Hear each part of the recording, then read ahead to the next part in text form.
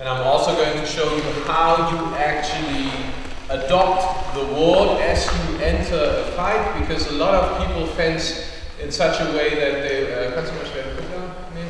they fence in such a way. And can you close the door, please?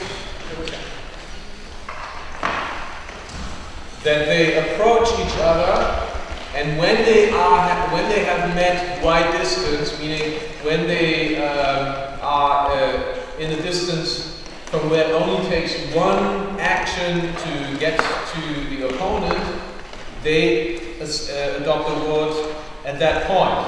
And that is, of course, too late. So often I see this in fencing.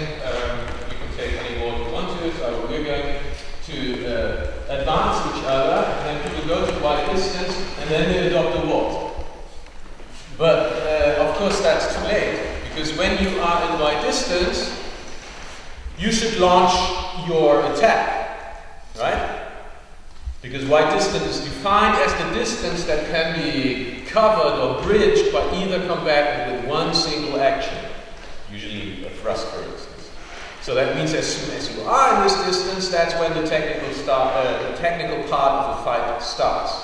So that means the ward has to be adopted sooner than that, even before I reach wide distance, right? So it should take place before my foot.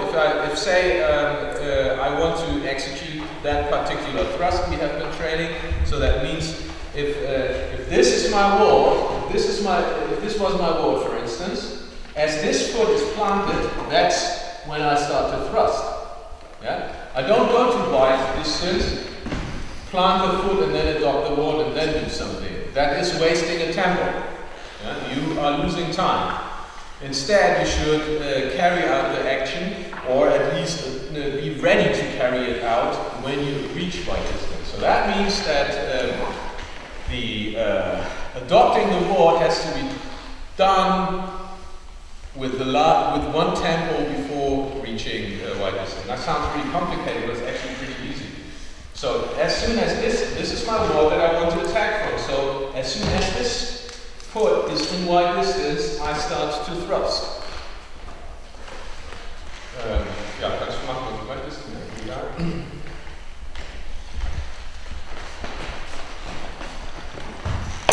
See, like so. As I reach wide distance, that is like the trigger of a gun, and that's when I start my action.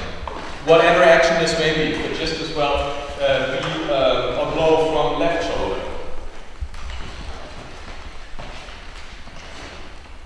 So as this foot reaches wide distance, that's when I'm in my wall. That's also when I can start my sword action.